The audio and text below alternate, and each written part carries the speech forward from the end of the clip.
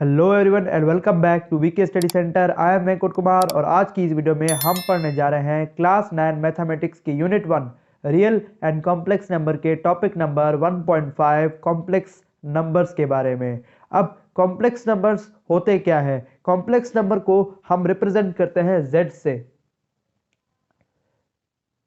से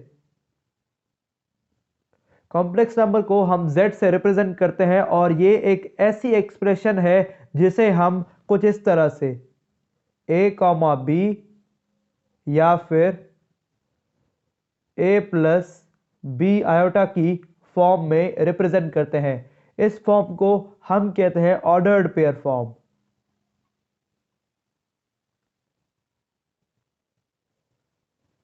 और इस फॉर्म को हम कहते हैं आयोटा फॉर्म।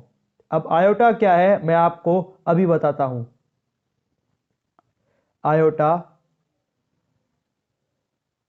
फॉर्म जहां पर ये a जो है वो एक रियल पार्ट है, ये जो पूरी पूरी टर्म है इसे हम कहते हैं कॉम्प्लेक्स नंबर्स। ये पूरा एक कॉम्प्लेक्स नंबर है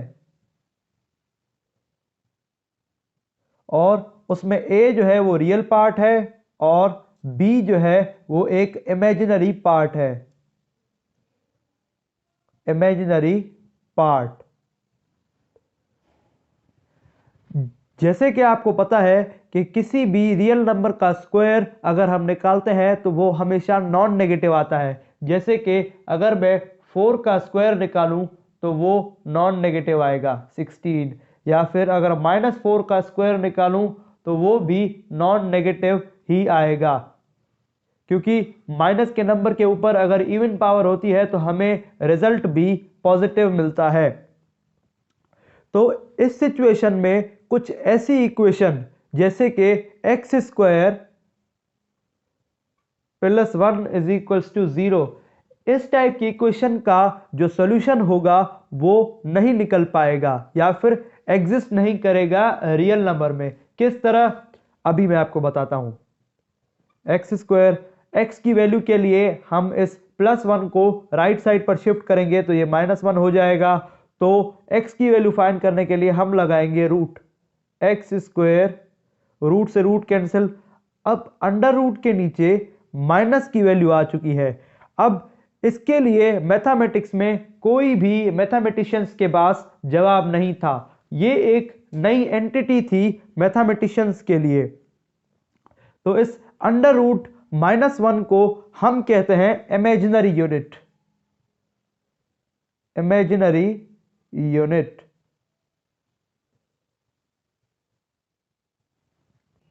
तो इस अंडर रूट -1 को मैथमेटिशियंस ने क्या नाम दिया? आई, कि ये आई है। आई का मतलब क्या होता है? आयोटा। अब ये डिस्कवर किसने किया? साइंटिस्ट, उसका नाम था ऑयलर।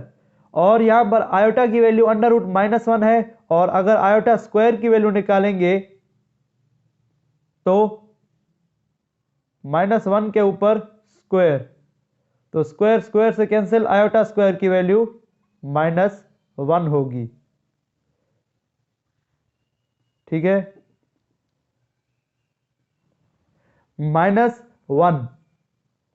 ये आयोटा जो है वो एक रियल नंबर नहीं है, ये एक नई मैथमेटिकल एंटिटी है जो कि हमें उन क्वेश्चंस को फाइंड करने में मदद करती है जैसे कि बुक में एग्जांपल दी गई है। X square plus a is equals to 0 where a is greater than 0। ये एक ऐसी अलजेब्रिक इक्वेशन है, अलजेब्रिक इक्वेशन जो कि सिर्फ इन चीजों से ही सॉल्व हो सकती है, आयोटा या फिर आयोटा स्क्वायर। अब किस तरह से सॉल्व हो सकती है मैं एक्सरसाइज जब आपको सॉल्व करवाऊंगा आपको जरूर समझाऊंगा। अब उसके बाद यहां पर देखिए डिस्कशन हो रही है कि अंडर रूट -1 की वैल्यू अगर i है तो अंडर रूट -5 की वैल्यू क्या होगी? Definitely 5i। अब किस तरह से 5i होगी? यहां पर देखिए, अगर इस माइनस को हटाकर मैं -1 ब्रैकेट में लिखूं और 5 जो है वो अलग लिख लूं, तो अंडर रूट -1 किसके बराबर है? मैंने आपको बता दिया था, अंडर रूट -1 आयोटा के बराबर होता है, और आयोटा 5 से मल्टीप्लाई होगा तो बराबर होगा 5 आयोटा के। समझ आ गया ना बात? अब यहां पर देखिए कि अंडर रूट -49, अब इसका अंडर रूट जो है वो सॉल्व हो सकता है, लेकिन मैं आपको एक और बात बता दूं कि हाँ, अब ये विजिबल है। अगर इस माइनस को मैं -1 लिख दूं जो कि ये है, और 49 को अलग कर दूं जो कि पॉजिटिव बन गया, अब -1 अलग करने के बाद, तो 49 का जो स्क्वायर रूट निकलता है वो निकलता है 7, और अंडर रूट में -1 की वैल्यू क्या है? आयोटा। ये चीज अब बकाया चैप्टर में आपको याद रखनी है। आयोटा, अंडर रूट -1 की वैल्यू आयोटा, और 49 का स्क्वायर रूट निकल जाएगा जो कि मिलेगा 7। 7 बचेगा मल्टीप्लाइड बाय आयोटा, इसकी वैल्यू क्या पे मिलेगी? 7 आयोटा। अब 7 आयोटा को हम क्या कहेंगे?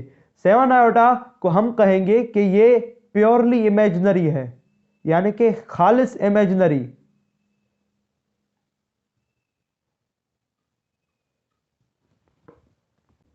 अब आती है definition of complex number.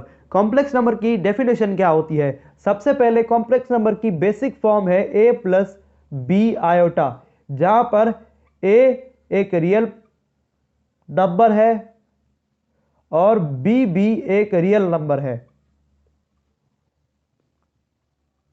b भी एक रियल नंबर है।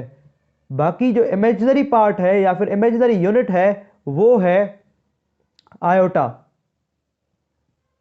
Imaginary unit. और आयोटा की वैल्यू क्या है? यहां पर मैं लिख लेता हूं, आयोटा की वैल्यू है अंडर रूट -1। ये आपको हमेशा याद रखनी है। इसे ही हम कहते हैं एक कॉम्प्लेक्स नंबर। और कॉम्प्लेक्स नंबर को हम किस तरह डिनोट करते हैं? z के साथ। ये भी बात आपको हमेशा याद रखनी है। और एक और एग्जांपल दे देता हूं मैं आपको, जैसे कि 3 + 4 आयोटा, ये एक कॉम्प्लेक्स नंबर है, कॉम्प्लेक्स नंबर।